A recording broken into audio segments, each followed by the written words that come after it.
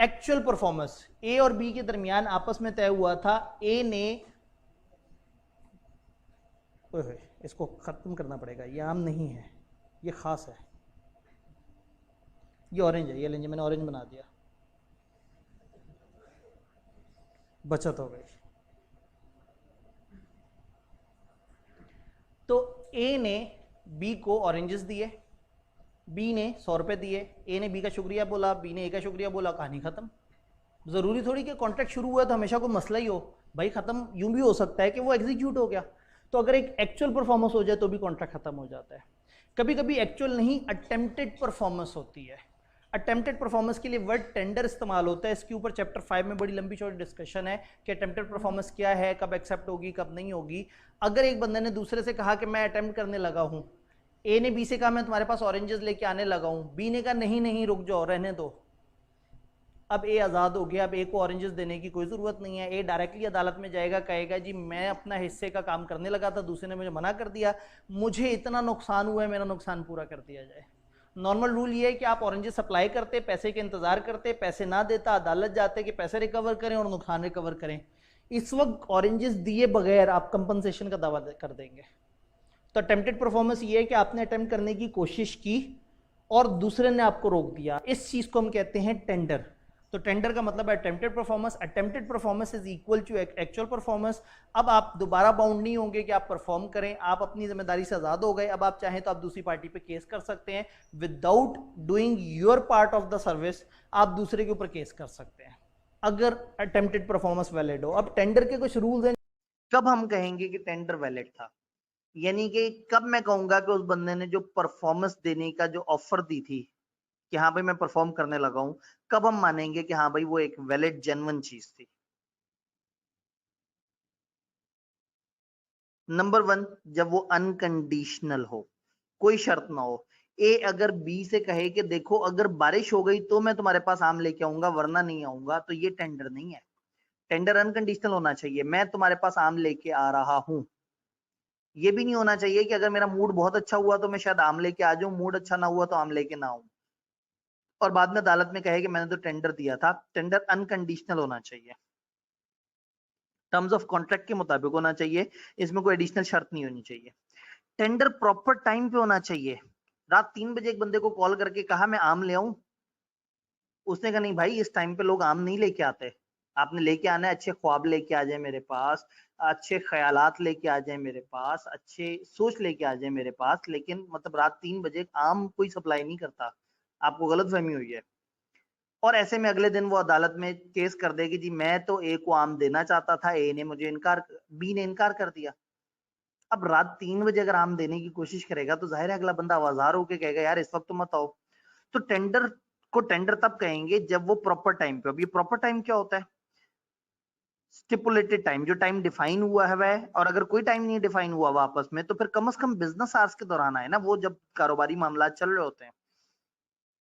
अच्छा, due date से पहले अगर आप गुड्स लाने का कहें तो ये भी वैलिड टेंडर नहीं है। आप ड्यू डेट पे जो टाइम है उस पे आए और रीजनेबल टाइम में आए तो फिर वो टेंडर सही माना जाएगा। प्रॉपर प्लेस पे होना चाहिए, जो स्टिपुलेटेड प्लेस है वहां पे हो, और अगर कोई जगह नहीं डिफाइन हुई तो बिजनेस प्लेस पे हो। ए ने बी से कहा मैं तुम्हें आम दूंगा 27 तारीख को, बी ने कहा ठीक है। 27 तारीख की सुबह में एक मॉल में ए फिर रहा था, उसको बी नजर आया, फौरन से वो बी के पास आया, उसने कहा मैं तुम्हें 1 किलो आम देने लगा हूँ। बी ने कहा यार खुदा का खौफ करो, ये मैं माल में शॉपिंग के लिए आया हुआ हूँ, तो मेरे बिजनेस प्रेमिसेस में दे देना मुझे। उसने कहा नहीं मैंने 27 का वादा किया हुआ था, तुम्हें पता है मैं वादे का पक्का हूँ, ये पकड़ो 1 किलो आमदा शापर। और 1 किलो आमदा शापर पकड़ा के उसको और जब वो चला जाए तो हम कहेंगे ये गलत है। टेंडर प्रॉपर टाइम पे होना चाहिए, प्रॉपर प्लेस पे होना चाहिए, फिर प्रॉपर पर्सन को होना चाहिए। वो आए प्रोमिजी के घर आम लेके और साथ वालों का दरवाजा खटखटा के कहे कि जी मैं आम लेके आया हूं लेकिन मुझे आम डिलीवर करते हुए शर्म आ रही है, आप जरा ये आम ले लें और आप 1-2 घंटे बाद डिलीवर कर दीजिएगा साथ वालों को, तो ये प्रॉपर टेंडर नहीं है। टेंडर प्रॉपर पर्सन को होना चाहिए, जो जो बंदा डिफाइंड है, ये उस प्रोमिजी को हो जिसके साथ आपने वादा किया है, या उसके जेन्युइन एजेंट को हो जो ऑथराइज एजेंट है। और अगर सेवरल जॉइंट प्रोमिजीज हैं, काफी सारे हैं, तो उनमें से किसी एक को भी कर देने से आपका मकसद पूरा हो जाएगा। अगर 3-4 बंदों के साथ मिलकर आप ज्वाइंट कॉन्ट्रैक्ट कर रहे हैं तो उनमें से किसी एक को डिलीवर कर देने से आपकी जिम्मेदारी पूरी हो जाती है। देन रीजनेबल अपॉर्चुनिटी प्रोवाइड की जाएगी, यानी कि अगर एक बंदा दूसरे से कह रहा है कि मैं तुम्हारे पास गुड्स लेके आने लगा हूं और दूसरे ने कहा अच्छा मैं पहले तहकीक करूंगा गुड्स लेने से पहले, तो ये अलाउड है। Promisee must have reasonable opportunity for examining कि क्या गुड्स, ऐसा ना हो कि वो बिल्कुल एंड टाइम पे बताए ये गुड्स पकड़ो जल्दी से आगे डिलीवर कर दो, ऐसा नहीं है। एक रीजनेबल टाइम देगा उसे चेक करने के लिए कि ये गुड्स ठीक हैं या नहीं है। वैलिड टेंडर होल ऑब्लिगेशन का होगा, यानी ए ने बी से कहा मैंने तुम्हें 1 किलो आम देने का वादा किया था, तो अगर कहो तो पाइया आम ले आऊं उसमें से, तो ये 1 किलो आम की जगह पाइया आम जो है ना, ये कोई बात नहीं बनेगी।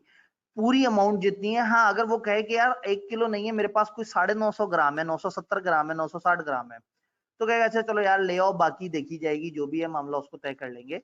तो छोटी मोटी माइनर डेविएशन हो सकती है, हल्की फुल्की डेविएशन हो सकती है, लेकिन आपका जो रूल है वो ये है कि होल ऑब्लिगेशन का टेंडर होना चाहिए। एप्रोप्रिएशन ऑफ पेमेंट, मैं इसके लिए आपको एक सिनेरियो बना के देता हूं। फर्ज करें एक स्टूडेंट है, उसका नाम है, एक बच्चा है फैसल।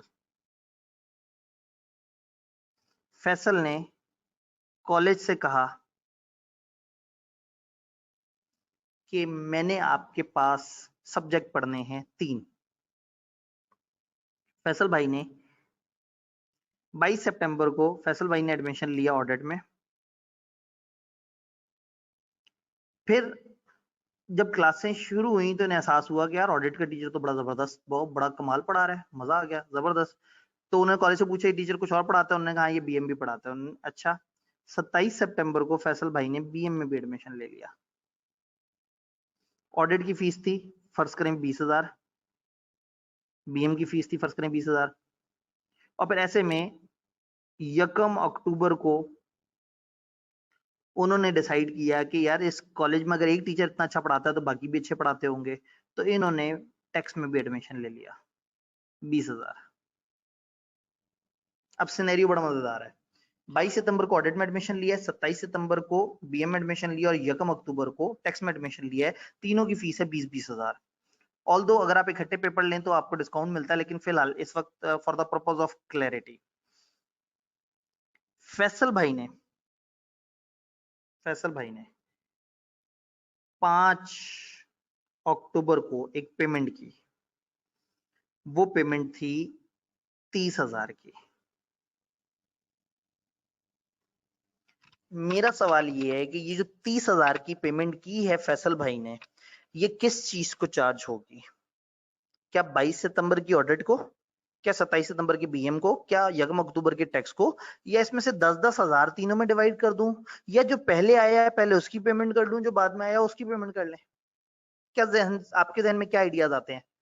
जरा पॉज करें और सोचें। अब जरा सुने कानून क्या कहता है। कानून कहता है या तो जो पेमेंट करने वाला है वो बताए। जो पेमेंट करने वाला है वो यहाँ पे है डेटर, और जो पेमेंट लेने वाला है वो है यहाँ पे क्रेडिटर। तो सबसे पहले हम ये देखेंगे कि क्या डेटर ने कुछ स्पेसिफाई किया।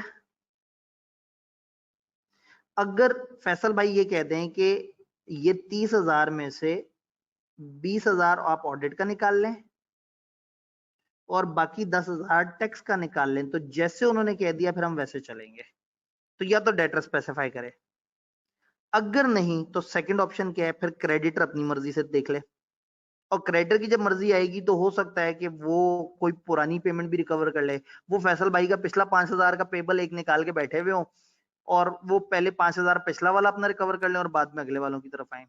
तो या तो डेटर स्पेसिफाई करता है, नहीं तो क्रेडिटर अपने तरीके से स्पेसिफाई करता है। फर्ज करें इनमें से किसी ने स्पेसिफाई नहीं किया, पेमेंट आई हुई थी, अदालती केस चल पड़ा, तो अब क्या होगा? अब होगा तीसरा तरीका यह है कि कोई डिफाइन नहीं करेगा तो बाय ऑर्डर ऑफ टाइम, तरतीब से। सबसे पहले ऑडिट पकड़ा था, फिर बीएम पकड़ा था, फिर टैक्स था, तो पहले ऑडिट माइनस होगा, फिर इसमें से 10,000 माइनस हो जाएंगे। अगर आप गौर से देखें तो ये बहुत मुश्किल बात नहीं है, लेकिन अब किताब से अंग्रेजी पूछते हैं। जरा मैं किताब की तरफ चलता हूँ। मिस्टर किताब, हमें आपसे अंग्रेजी चाहिए। Rules regarding appropriation of payment. Payment की एप्रोप्रिएशन कैसे होगी, पेमेंट की तरतीब क्या बनेगी? अगर debt to be discharge is indicated, अगर तो डेटर ने बता दिया, अगर डेटर ने बता दिया कि ये पेमेंट, तो पेमेंट अगर एक्सेप्ट होगी तो वो अकॉर्डिंगली अप्लाई होगी जैसे बताया है। अगर नहीं बताया तो creditor has the option to apply the payment to any lawful debt. Even वो टाइम बार डेट पे भी लगाना चाहे तो वो कर सकता है, डिस्प्यूटेड पे नहीं, लेकिन अगर कोई पुराना डेट भी है तो उसमें भी रिकवर कर सकता है।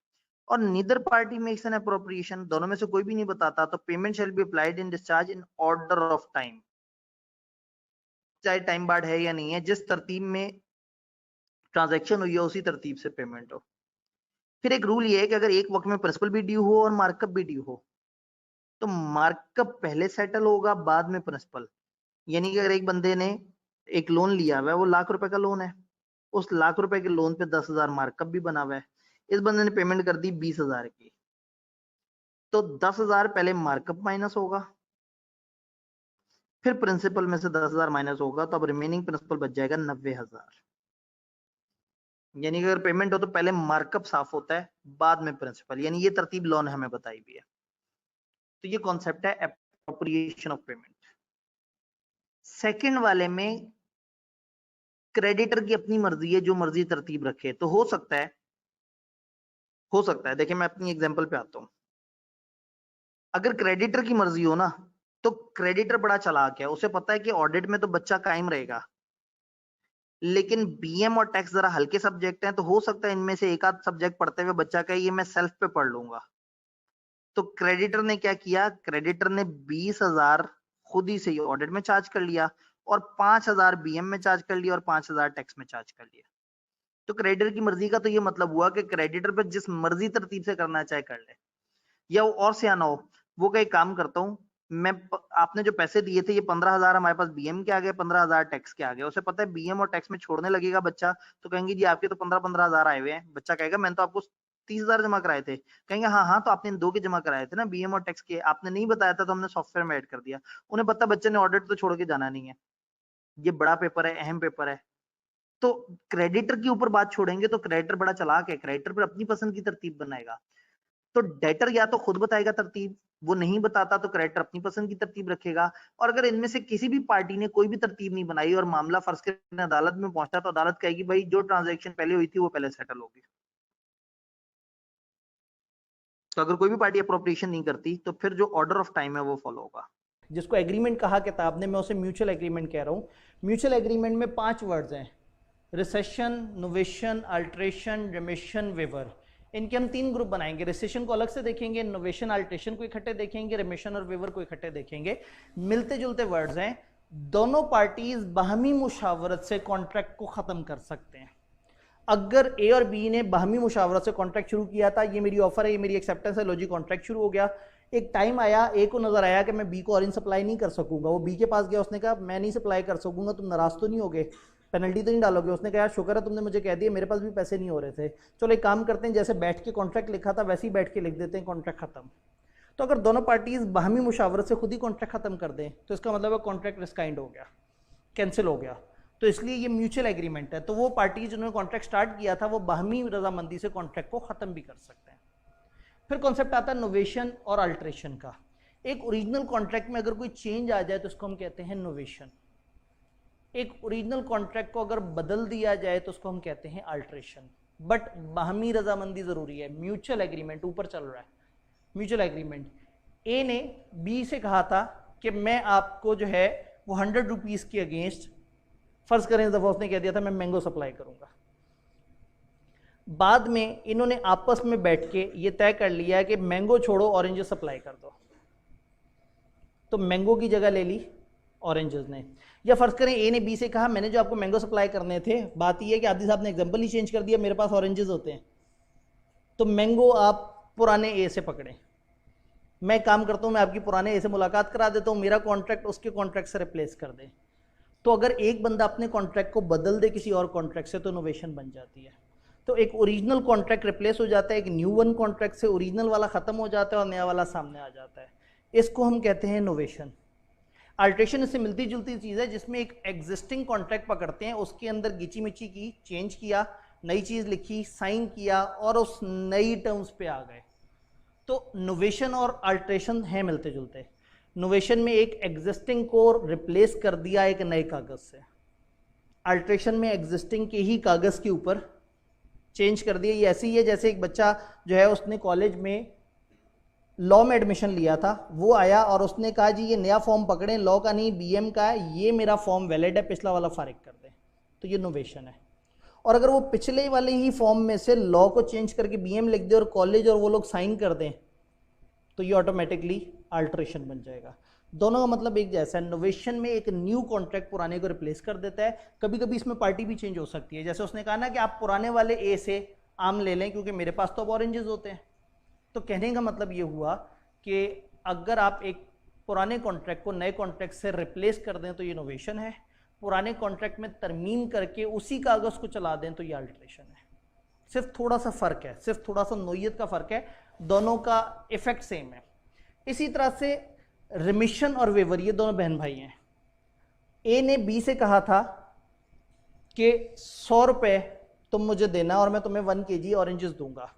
ड्यू डेट आने पे ए ने देखा मार्केट में रेट और काफ़ी ज़्यादा गिरा हुआ है, उसने बी से कहा यार जाओ तुम्हें 20 रुपये छोड़े 80 रुपये दे दो, दे देता हूँ तुम्हें ऑरेंजेस। तो अब जब उसने 20 रुपये छोड़ दिए तो अब नई बात क्या हुई है, 80 रुपये के ऑरेंजेस। अब 80 रुपये लेने के बाद 2 महीने बाद अगर अदालत पहुँच जाए कि इसने मुझे 20 रुपये कम दिए हैं तो गलत होगा। अगर ये साबित हो जाए कि उसने रिमिशन कर दिया था, वे डिस्काउंट दे दिया था, रिलैक्स कर दिया था, पैसे छोड़ दिए थे, ये काम अगर बी करता, बी कहता है कि यार देखो ऑरेंजेस बहुत महंगे हो गए हैं, तुम पाबंद हो गए हो 100 रुपये पे ऑरेंजेस देने के, मेरा दिल नहीं मान रहा है, काम करो 100 रुपये लेके मुझे 600 ग्राम ऑरेंजेस दे दो, 400 ग्राम मत देना। तो इसका मतलब है बी ने अपना एक राइट छोड़ दिया। तो नॉर्मली कॉन्ट्रैक्ट में एक बंदा पैसे देता है और दूसरा बंदा गुड्स या सर्विसेज वगैरह वाला होता है। तो अगर पैसे, जिसको पैसे मिलने हैं वो पैसे छोड़ दे तो ये रिमिशन है, जिसको गुड्स या सर्विस मिलने हैं वो अगर अपना कोई राइट छोड़ दे तो नॉर्मली ये वेवर है। तो वेवर हो या रिमिशन हो, दोनों पार्टीज में से कोई एक पार्टी अपना एक राइट छोड़ देती है, या रुपए पैसे कम कर देती है तो रिमिशन बन जाएगा, या अपने आप को मिलने वाली कोई चीज़ें छोड़ देती है तो वेवर बन जाएगा। तो ये पांचों बड़े मिलते जुलते हैं, थोड़ा थोड़ा सा फ़र्क है। तो सिचुएशन दी हुई हो तो ऐसा हो सकता है कि आपको इनके फ़र्क जानने हो। तो ये 5 तरीके हमने देखे म्यूचुअल एग्रीमेंट के। मजीद आगे चलते हैं। इम्पॉसिबिलिटी ऑफ परफॉर्मेंस, हमने 6 तरीके देखे थे। कॉन्ट्रैक्ट डिस्चार्ज होता है, परफॉर्मेंस हमने देख लिया, ऑपरेशन ऑफ लॉ देख लिया, लैप्स ऑफ टाइम देख लिया, म्यूचुअल एग्रीमेंट देख लिया। इम्पॉसिबिलिटी ऑफ परफॉर्मेंस, अगर एक कॉन्ट्रैक्ट सब्सीक्वेंटली इम्पॉसिबल हो जाए तो फिर वो ख़त्म हो जाएगा। सुपरवेनिंग इम्पॉसिबिलिटी, शुरू में नहीं थी, at the time of start contract सही था, क्योंकि अगर शुरू में होता तो हमने कहा था एग्रीमेंट जो इम्पॉसिबल वाले हैं वो तो वैसे ही वॉइड है, तो उस वक्त सही था। बाद में इम्पॉसिबिलिटी आ गई, कैसे? सब्जेक्ट मैटर डिस्ट्रॉय हो गया, किसी का कसूर कोई नहीं था, बिजली गिर गई, जब वही खत्म हो गया तो बात नहीं बन सकती। देन डेथ या पर्सनल इनकैपेसिटी हो गई, कॉन्ट्रैक्ट तो हो गया था लेकिन जो पर्सनल स्किल का कॉन्ट्रैक्ट था उस बंदे की डेथ हो गई, या इनकैपेसिटी हो गई। फॉर एग्जाम्पल जिसने गाना गाना था उसकी जबान ज़ाया हो गई, जिसने रेस में दौड़ना था उसकी टांग टूट गई। तो इसको हम कहते हैं डॉक्ट्रिन ऑफ फ्रस्ट्रेशन, कि वो बंदा जिंदा है लेकिन वो परफॉर्म नहीं कर सकता। तो अगर कुछ ऐसा हुआ कि जिससे डेथ हो गई या पर्सनल इनकैपेसिटी हो गई तो फिर हम कहेंगे कि ये इम्पॉसिबिलिटी हो गई है। बाद में वॉर डिक्लेयर हो गई, ये बात कितनी दफ़ा आप पढ़ेंगे, ऑटोमेटिकली फारिग हो जाएगा। चौथा, अगर वो particular state of thing he खत्म हो गई जिसके ऊपर दोनों चल रहे थे, ए ने बी से कहा था कि इस दफ़ा इतवार बाज़ार जब लगेगा तो उसके अंदर मैं तुम्हें ये स्टॉल इतने का बेचूंगा, आपस में तय हो गया कि ये स्टॉल का तुम इतना मुझे किराया दोगे। गवर्नमेंट ने इतवार बाज़ार ही विड्रॉ कर लिया, तो जब इतवार बाज़ार ही नहीं तो खाली ग्राउंड में स्टॉल लगाने के पैसे तो नहीं है, पैसे तो दे ही तब रहे थे जब इतवार बाज़ार लगता। तो when that particular state of thing he फारिग हो गई जिसके ऊपर सारा मुद्दा था। अब यहाँ सब्जेक्ट मैटर डिस्ट्रॉय नहीं हुआ, स्टॉल डिस्ट्रॉय नहीं हुआ, वो बंदा नहीं मरा, लेकिन वो थीम खत्म हो गया जिस थीम के ऊपर ये सारी कहानी हो रही थी। ये ऐसे ही है जैसे आप किसी कॉलेज में किसी पेपर में एडमिशन लें और आई के पीछे से वो पेपर ही खत्म कर दे, तो क्या होगा? फिर मजे लग जाए। तो ये मतलब भाई बड़े तैयार बैठे हुए थे, ये फैसलाबाद के लग रहे हैं। ले जी थोड़ा सा आगे चलते हैं। इम्पॉसिबिलिटी और डिफिकल्टी में थोड़ा सा फर्क होता है। इम्पॉसिबिलिटी का मतलब है हो ही नहीं सकता, डिफिकल्टी मुश्किल है। तो अगर एक चीज मुश्किल हो तो उसको इम्पॉसिबल नहीं कहना। यानी हम कहते हैं कि अगर एक चीज की सप्लाई मुश्किल से मिल रही है, या आपने एक बंदे से वादा किया था और अब आपको लग रहा है कि वादा पूरा करने में मुझे तो बड़ा नुकसान हो जाना है, या वो चीज बड़ी महंगी हो गई है मार्केट में, या बेचने में फायदा नहीं है, लॉस है, तो ठीक है, ये प्रैक्टिकल डिफिकल्टी है, इम्पॉसिबिलिटी नहीं है। कॉन्ट्रैक्ट खुद ब खुद खत्म नहीं हो जाएगा। आपने वो चीज किसी और से पकड़ के देनी थी, वो बंदा भाग गया जिससे पकड़ के देनी थी, इसका तो कोई कसूर नहीं जिसके साथ वादा किया हुआ है। अब आप कहीं से भी इसे पकड़ के वो चीज ला के दें। तो इम्पॉसिबिलिटी और डिफिकल्टी को अलग अलग काउंट करना है। तो अगर डिफिकल्ट हो गई है परफॉर्मेंस तो इसको इम्पॉसिबल नहीं कहेंगे। इस बेस पे आपने ये नहीं कहना चलो जी अच्छा हुआ कॉन्ट्रैक्ट ही डिस्चार्ज हो गया, मेरे ऊपर बात नहीं आई। तो डिफिकल्टी और इम्पॉसिबिलिटी, फिर इस तरह स्ट्राइक, लॉकआउट, धरने वगैरह हो जाए, अगर पहले से तय किया हुआ है तो कॉन्ट्रैक्ट इम्पॉसिबल काउंट होगा। अगर तय नहीं किया हुआ तो नॉर्मली इस तरह की हड़तालें और उससे खुद ब खुद कॉन्ट्रैक्ट खत्म नहीं हो जाता। और हल्का फुल्का एक आध चीज में छोटी सी इम्पॉसिबिलिटी का मतलब ये नहीं कि आप पूरे कॉन्ट्रैक्ट को इम्पॉसिबल कहते हैं। तो difficulty is not equal to impossibility. तो डिफिकल्टी पे आप कॉन्ट्रैक्ट आपका चलता रहेगा, डिस्चार्ज नहीं होगा। इसी तरह से सुपरवीनिंग इलीगैलिटी, एक चीज शुरू में लीगल थी, वही बात है, ए ने बी से पतंगे खरीदने का एग्रीमेंट किया, बाद में गवर्नमेंट ने पतंग पे बैन लगा दिया। ए बंदे ने दूसरे से इंपोर्ट का एग्रीमेंट किया, बाद में गवर्नमेंट ने उस चीज की इंपोर्ट बैन कर दी आफ्टर कॉन्ट्रैक्ट। तो सब्सिक्वेंट इलीगैलिटी भी हो सकती है, सब्सिक्वेंट इम्पॉसिबिलिटी भी हो सकती है। दोनों सूरतों में कॉन्ट्रैक्ट जो है वो डिस्चार्ज हो जाता है।